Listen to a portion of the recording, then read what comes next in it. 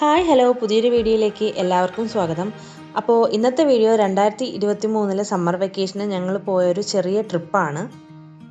ഞാൻ മുന്നത്തെ വീഡിയോയിൽ പറഞ്ഞിട്ടുള്ളതുപോലെ അന്ന് എനിക്ക് യൂട്യൂബ് ചാനലിലൊന്നും ഇല്ലാത്തത് കൊണ്ട് ഞാൻ അത്ര കാര്യമാക്കി വീഡിയോ ഒന്നും എടുത്തിട്ടില്ല. എൻ്റെ മെമ്മറീസിന് വേണ്ടി ഞാൻ എടുത്ത വീഡിയോസാണ് ഇന്ന് ഞാൻ നിങ്ങൾക്ക് കാണിച്ചു തരുന്നത്. അപ്പോൾ ഇത് തേക്കടിയിലുള്ള ഒരു എലിഫൻറ്റ് സഫാരിയാണ്. കിങ്ങിണിക്കുട്ടിക്ക് ഭയങ്കര നിർബന്ധമായിരുന്നു ആനപ്പുറത്ത് കയറണമെന്നുള്ളത്. എനിക്കാണെങ്കിൽ ഭയങ്കര പേടിയായിരുന്നു. ഞാൻ ഒട്ടും സമ്മതിക്കുന്നും ഉണ്ടായിരുന്നില്ല. പിന്നെ ചേട്ടൻ്റെയും അവളുടെയും നിർബന്ധത്തിനാണ് ആനപ്പുറത്ത് കയറിയത്.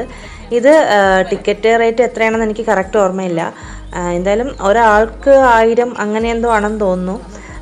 ഇത് 15 മിനിറ്റ് ഈ ഒരു പ്ലോട്ടിന് ചുറ്റും അവരിങ്ങനെ കറങ്ങി തിരിച്ചു കൊണ്ടുവരും. അപ്പോൾ ഞങ്ങൾക്ക് കിട്ടിയ ആന കുറച്ച് പ്രത്യേകതയുള്ളതായിരുന്നു. അപ്പോൾ നിങ്ങൾക്ക് തന്നെ കാണാൻ പറ്റും, കുറച്ച് മുടിയൊക്കെയുള്ള പിടിയാനയായിരുന്നു.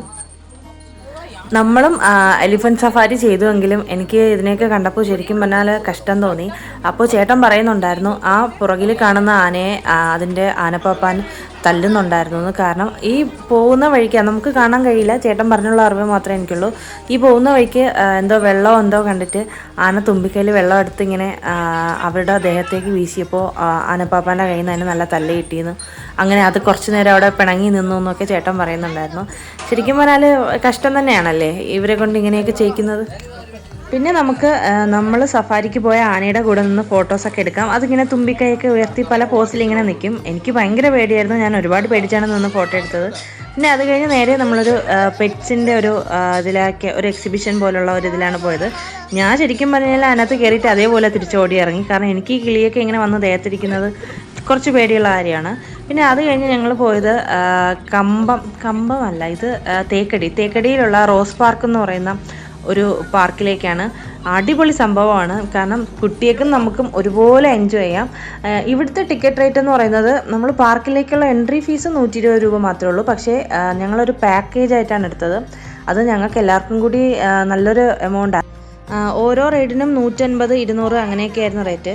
ഊഞ്ഞാലാട്ടുന്നതിനോട് കിങ്ങിണിക്കുട്ടിക്ക് തീരെ താല്പര്യമില്ല. അവളുടെ മുഖം കാണുമ്പോൾ തന്നെ നമുക്ക് മനസ്സിലാവില്ല. അവൾക്ക് കുറച്ച് അഡ്വഞ്ചറായിട്ടുള്ള ആക്ടിവിറ്റീസാണ് താല്പര്യം കൂടുതൽ. പിന്നെ ഈ പെഡൽ ബോട്ടിങ് ഭയങ്കര കോമഡി ആയിട്ടുള്ളൊരു സംഭവമായിരുന്നു. കാരണം നമ്മൾ ചവിട്ടുന്നതിൻ്റെ എതിർ ദിശയിലോട്ടാണെന്ന് തോന്നുന്നു ഇത് പോകുന്നത്.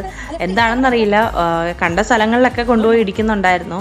പിന്നെ അപ്പോൾ ഞങ്ങൾക്ക് മുങ്ങിപ്പോകുമെന്നൊക്കെ പേടിയുണ്ടായിരുന്നു. അങ്ങനെ മുങ്ങാനുള്ള ആഴം ഇതിനില്ല. എന്നാൽ കൂടി പിന്നെ എങ്ങനെയൊക്കെയോ ഒരുവിധം ഒപ്പിച്ചു എൻഡിങ് പോയിന്റിലേക്ക് കൊണ്ടാക്കി.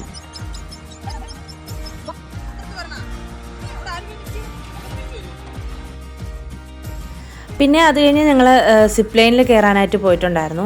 അപ്പോൾ എനിക്കിതൊക്കെ കുറച്ച് പേടിയുള്ള കാര്യമാണ്. പക്ഷേ ചേട്ടൻ ഇങ്ങനെ എൻകറേജ് ചെയ്ത് കയറ് കിട്ടുന്ന അവസരത്തിലല്ലേ ഇതൊക്കെ പറ്റൂ എന്ന് പറഞ്ഞ് എന്നെ കൊണ്ട് അതിൽ കയറ്റിച്ചു. അപ്പോൾ നല്ലൊരു അനുഭവമായിരുന്നു.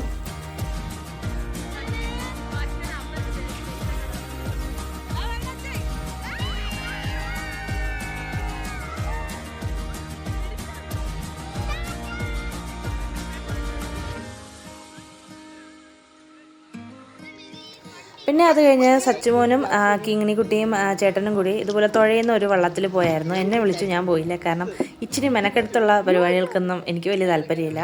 അപ്പോൾ രതീഷേട്ട സൈഡിൽ നിന്നുകൊണ്ട് പറയുന്നുണ്ട്, ഇതൊരു സൈക്കിൾ ബോട്ട് പോലത്തെ ഒരു സംഭവമാണ്. നമ്മളിങ്ങനെ സൈക്കിൾ ചവിട്ടുമ്പോൾ ചവിട്ടുന്നതിനനുസരിച്ച് അത് മൂവ് ആവും. പക്ഷേ എനിക്കതിനുള്ള ധൈര്യമില്ലായിരുന്നു കേട്ടോ. കാരണം ഇത് മറിയുമോ എന്നുള്ളൊരു പേടി ഉണ്ടായിരുന്നതുകൊണ്ട് ഞാനും പിന്നെ അതിൽ പോയില്ല. അപ്പോൾ തുഴഞ്ഞ് അവർ ഏകദേശം പോയെടുത്തു നിന്ന് തന്നെ തിരിച്ചെത്താറായിട്ടുണ്ട്.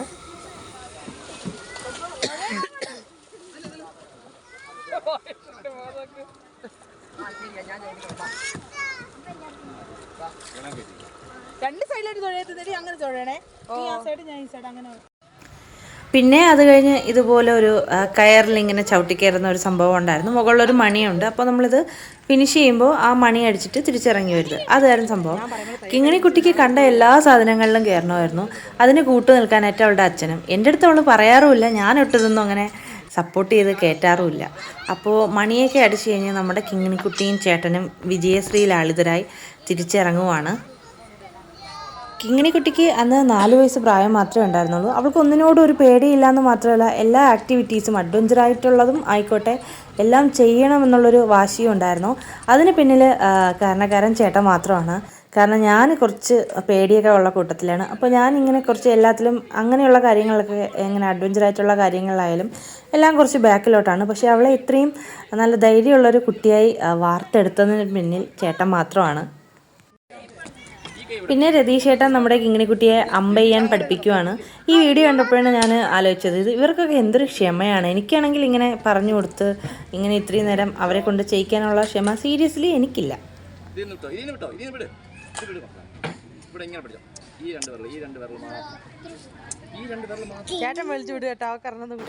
ആർച്ചറിക്ക് വേണ്ടി എല്ലാവരും വെയിറ്റിംഗ് ആയിരുന്നു. അപ്പോൾ കിങ്ങുവിൻ്റെ ഊഴം കഴിഞ്ഞിട്ട് പിന്നെ അക്കൂട്ടി അതിന് വേണ്ടി വെയിറ്റ് ചെയ്തിരിക്കുവാണ്. പിന്നെ അതിന് പുറകിലായിട്ട് ഗൺ ഷൂട്ടും നടക്കുന്നുണ്ട്. അത് എൻ്റെ ചേച്ചിയാണ്. ചേച്ചിയെ ചേട്ടൻ എങ്ങനെ ഷൂട്ട് ചെയ്യണമെന്നൊക്കെ പറഞ്ഞു കൊടുക്കുകയാണ്. അത് കുട്ടികൾക്ക് അലൗഡ് അല്ല, അത് വലിയ ആൾക്കാർക്ക് മാത്രമേ പറ്റത്തുള്ളൂ.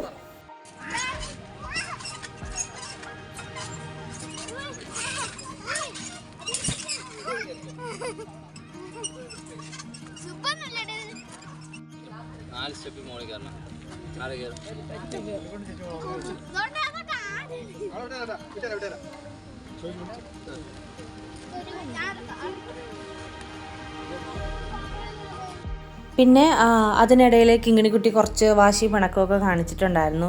സൈക്ലിങ്ങും സിപ്പ് ലൈനും ഒക്കെ അവൾക്ക് ഉപയോഗിക്കാൻ പറ്റാത്തതുകൊണ്ട് അതൊരിക്കലും അവൾക്ക് പറ്റില്ല. കാരണം 4 വയസ്സായ ഒരു കുട്ടിക്ക് ഒരിക്കലും സൈക്ലിംഗ് എന്ന് പറഞ്ഞു കഴിഞ്ഞാൽ അതും ഞാൻ ചെയ്തിട്ടുണ്ടായിരുന്നു. പക്ഷേ എൻ്റെ വീഡിയോ എൻ്റെ കയ്യിൽ നിന്ന് മിസ്സായി. സിപ്പ് ലൈൻ പോലെ നമ്മൾ സൈക്കിളിൽ ചവിട്ടി പോകുക എന്നുള്ളതായിരുന്നു സംഭവം. അതൊന്നും അവൾക്ക് ചെയ്യാൻ പറ്റത്തുമില്ല. അതൊന്നും കുട്ടികൾക്ക് അത്ര അലൗഡും അല്ല. 10 വയസ്സിനും 13 വയസ്സിനും മുകളിലുള്ള കുട്ടികൾക്ക് മാത്രമേ അത് പറ്റത്തുണ്ടായിരുന്നുള്ളൂ. അങ്ങനെ പിന്നെ ഇതുപോലെ ഒരു സംഭവത്തിലോട്ട് അവളെ കൊണ്ടുപോയി. ഇത് ജസ്റ്റ് ഇങ്ങനെ നടക്കുക, ഒരു റോപ്പ് മാത്രമായിരുന്നു. ആ റോപ്പിൽ കൂടി ഇങ്ങനെ നടക്കുക എന്നുള്ള സംഭവമായിരുന്നു. അത് ചെയ്ത് കഴിഞ്ഞപ്പോൾ അവൾ ഹാപ്പിയായി. പിന്നെ ഞങ്ങൾ നേരെ പോയത് കമ്പം MSR എന്ന് പറയുന്ന ഒരു ഗ്രേപ്പ് ഫാമിലേക്കായിരുന്നു. ഞാൻ സിനിമയിലൊക്കെ മാത്രമേ ഇങ്ങനെ മുന്തിരിത്തോട്ടങ്ങൾ കണ്ടിട്ടുള്ളൂ. നേരിട്ട് കണ്ടപ്പോൾ എനിക്ക് ഒരു കൗതുകം തന്നെയായിരുന്നു. കാരണം ആദ്യമായിട്ട് കാണുവാണല്ലോ. അവിടുന്ന് നമുക്ക് നല്ല ഫ്രഷ് മുന്തിരിയും മുന്തിരി ജ്യൂസും ഒക്കെ വാങ്ങാം. ഞങ്ങൾ അതൊക്കെ വാങ്ങിയിട്ടുണ്ടായിരുന്നു. അപ്പോൾ ഇന്നത്തെ എൻ്റെ കുഞ്ഞ് യാത്രാവിശേഷങ്ങൾ ഇതൊക്കെയാണ്. അടുത്ത വീഡിയോയിൽ കാണും വരെ ബൈ.